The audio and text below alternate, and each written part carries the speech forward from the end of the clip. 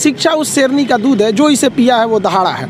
और आप अगर दहाड़ना चाहते हैं तो शिक्षा के सिवा कोई रास्ता नहीं है आपको, फिर सब हर कदम पे लोग आपको दबाते हैं। कलाम साहब ने भी कहा था कि किसी देश का भविष्य किसी कॉलेज के अंतिम बेंच पर बैठा हुआ विद्यार्थी के देख क्या बता सकते हैं। गरीबी होना कोई पाप नहीं है। एक रेस के घोड़ा को अगर आप देखिएगा ना, तो रेस पे घोड़े पे जो बैठा होता है घुड़सवार, उस घोड़े को बहुत मारता है, इतना तकलीफ देता है कि घोड़ा को समझ में नहीं आता है कि हमको तकलीफ क्यों दे रहा है। लेकिन रियलिटी में देखिएगा ना, तो उसका मालिक उस घोड़े को जिताना चाहता है। तो उसी तरह हमारा मालिक भगवान है। अगर हमें गरीबी दे रहा है, तकलीफ दे रहा है ना, तो आप इससे घबराइए नहीं। वो मालिक हमें जिताना चाह रहा है, और आप रेस छोड़ के भाग जाइएगा तो क्या करेगा वो? तो आपको जिताना चाह रहा है। आप अगर कोई मूवी देखती हैं तो आपको 2 से ढाई घंटे की मूवी बड़ी अच्छे से याद हो जाती है। लेकिन आप कभी गौर कीजिएगा कि उस मूवी को बनाने वाला डायरेक्टर उस 2 घंटे की मूवी के लिए 2 साल से मेहनत कर रहा था, तब तो आपको याद हो गया ना। तो उसी तरह की स्टूडेंट जो होता है ना, उसके मेहनत को कम करने के लिए एक टीचर को मेहनत करना पड़ेगा, उसे प्रेजेंटेशन देना पड़ेगा, उसे अपनी भाषा में बताना पड़ेगा कि एक लड़का जो है वो भोजपुरी बेल्ट का है। भोजपुरी वालों को तो पहले ये लगता है कि हम बहुत पीछे हैं। अरे भाई, तुम नहीं पीछे हो, जितना एक CBSE ICSE बोर्ड का जानता है उतना ही तुम जानते हो। बल्कि ये जो गांव के लड़के ये ज़्यादा मेहनत करते हैं, 20-20 किलोमीटर साइकिल चला के आते हैं। किसी शहर के लड़के के लिए पॉसिबल नहीं है उतना, तो ये ज़्यादा मेहनत करते हैं। तो इनके लिए क्या होता है ना, कि इनके पास सुविधाएं। स्टूडेंट्स की सफलता में 3 चीज़ का योगदान होता है। एक उनके गार्जियन का योगदान होता है, गार्जियन को भी हर पल उसको डर बना के रखना चाहिए कि भैया तुम पढ़ो इसको। दूसरा टीचर्स का होना चाहिए, टीचर्स उसके अंदर फ्रेंडली होने चाहिए, अच्छे से समझाना चाहिए, और खुद स्टूडेंट्स का। अगर ये तीनों का संयोग हो गया ना, तो दुनिया में ऐसा कोई चीज़ नहीं है जिसे जीता नहीं जा सकता। जिस दिन हिंदुस्तान का लड़का इस एनर्जी के साथ स्कूल में जाएगा, जिस एनर्जी से वो सिनेमा घर में जाता है किसी मूवी को देखने के लिए, उस दिन ये देश बदल जाएगा। और ये पक्का बदलेगा, ये मेरा पूर्ण विश्वास है। थोड़ा वक्त लगेगा, लेकिन ऐसा नहीं है कि बदलेगा नहीं। पढ़ाई इतना दिलचस्प चीज़ होता है ना, कि आपको 1 घंटे का क्लास कब खत्म हो जाएगा पता ही नहीं चलेगा, बशर्ते टीचर्स उस माहौल में देखा होती है। पढ़ाई की 2 चीज़ें होती है। एक टीचर जो होता है ना, वो तो पढ़ लिया, उसका लेवल बहुत ऊपर है, और जो स्टूडेंट है ना, वो तो अभी शुरुआत कर रहा है, तो उसका लेवल बहुत नीचे है। बड़ा अंतर होता है ना ये 2 चीज़ों में समन्वय बनाना। जैसे सुई में धागा डालना, दोनों को एक लाइनर होना जरूरी है, तो ही जाएगा।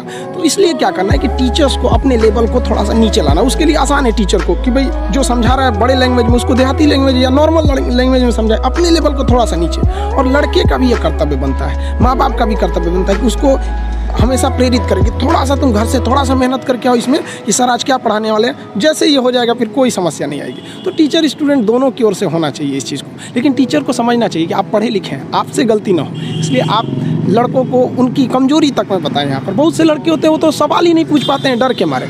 ये नहीं होना चाहिए, क्योंकि वो टीचर को टीचर समझ रहा है। लेकिन अगर टीचर को जिस दिन वो दोस्त समझने लगेगा ना, वो सवाल पूछेगा। और अगर वो सवाल नहीं पूछ रहा है तो आप क्या कर रहे हैं? 130 करोड़ जनसंख्या में आप एक मानव संसाधन को खराब कर रहे हैं अपने विद्यालय में बैठा के। वो सवाल नहीं पूछा तो क्या करें?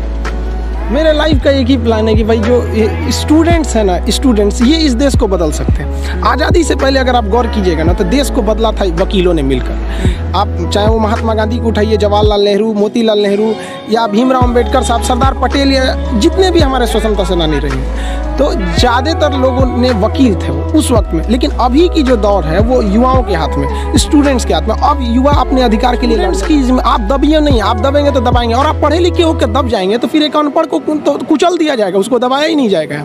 तो अब स्टूडेंट्स जाग गया है, अब स्टूडेंट्स को कोई नहीं रोक सकता। आगे वाले देश का भविष्य वही है। और हमारे कलाम साहब ने भी कहा था कि किसी देश का भविष्य किसी कॉलेज के अंतिम बेंच पर बैठा हुआ विद्यार्थी के देख कर। स्टूडेंट सरकारी स्कूल में पढ़ने जाता है तो आपको क्या लगता है उसको कितना नॉलेज मिलेगा? वो 1 घंटा बैठेगा तो 1 घंटा में कितना नॉलेज गेन कर पाएगा? तो वहाँ एक कॉलेज के मैनेजमेंट की भी गलती है, और स्टूडेंट्स में भी है कि भाई देखिए, आप कॉलेज नहीं जाइएगा तो फिर स्कूल और कॉलेज जो होता है ना, माँ का दूध होता है, और ये सबके लिए ज़रूरी होता है।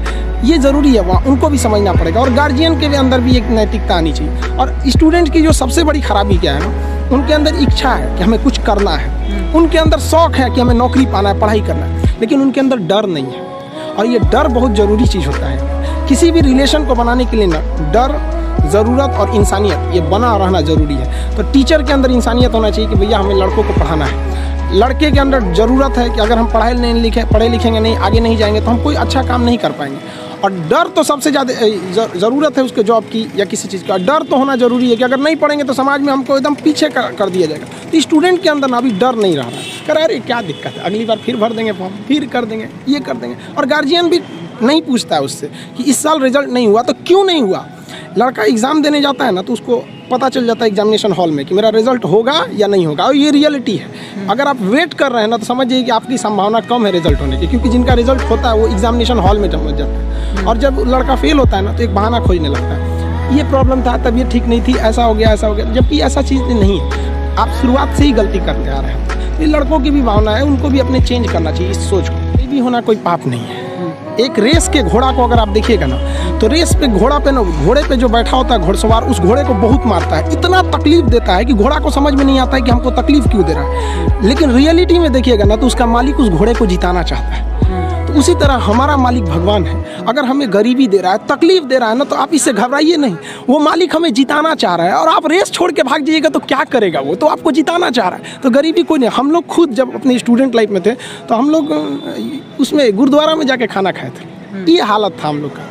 इसीलिए हम भी अब कभी कभी जहाँ पे मतलब फ्री डोनेशन में नहीं, समाज सेवी लोग खाना खिला देते हैं, तो उतना घर से हम लोग कभी कुछ नहीं था, तो वहाँ जाके खाना खा लेते थे। इसीलिए अब जब आदमी के पास है तो हम लोग भी थोड़ा अनाथ आश्रम या ऐसे चीज़ों पे हेल्प कर देता है। तो ऐसा नहीं है कि हम लोग भी बहुत बड़े घर से आए थे लोग, ऐसा नहीं है। तो गरीबी कोई बाधा नहीं उत्पन्न करती है, लेकिन अगर आपके दिमाग में बैठ जाएगा हम गरीब हैं, कुछ नहीं कर सकते, ये सब। अगर एक डॉक्टर ये सोचने लगे ना कि हम डॉक्टर हैं तो फिर मरीज का अच्छा से इलाज नहीं कर पाएगा। अगर डॉक्टर ये सोचे ना कि हम भी मरीज हैं और ये सोच के वो इंजेक्शन लगाए कि हम अपने को लगा रहे हैं, तो फिर उस मरीज को बड़ा कम दर्द होगा। तो टीचर जब ये सोच के पढ़ाने लगेगा ना कि हम टीचर हैं, तो फिर स्टूडेंट को समझने में दिक्कत आ जाएगा। तो टीचर को ये सोचना चाहिए ना कि हम भी एज एक स्टूडेंट की तरह ही हैं, और एकदम मिनिमम भाषा, मतलब एकदम नॉर्मल भाषा में उसे समझा। जहाँ तक बात कहें ना कि CBSE बोर्ड या जो बड़े लोग होते हैं उनके बच्चे अच्छे हैं, तो देखिए एक बात बताते हैं, हथियार कितना भी खतरनाक और बड़ा क्यों ना हो जाए, चलाने वाला खतरनाक होना चाहिए। तो कॉलेज और स्कूल कितना भी अच्छा क्यों ना हो, पढ़ने वाला स्टूडेंट में अंदर मेहनत होना चाहिए। हिंदी मीडियम वालों के अंदर मेहनत ज़्यादा होता है, गाँव के लड़कों के अंदर बहुत मेहनत होता है। उसके पास पसीना होता है ना तो AC नहीं चलाता है, गमछा से मार लेता है पसीना,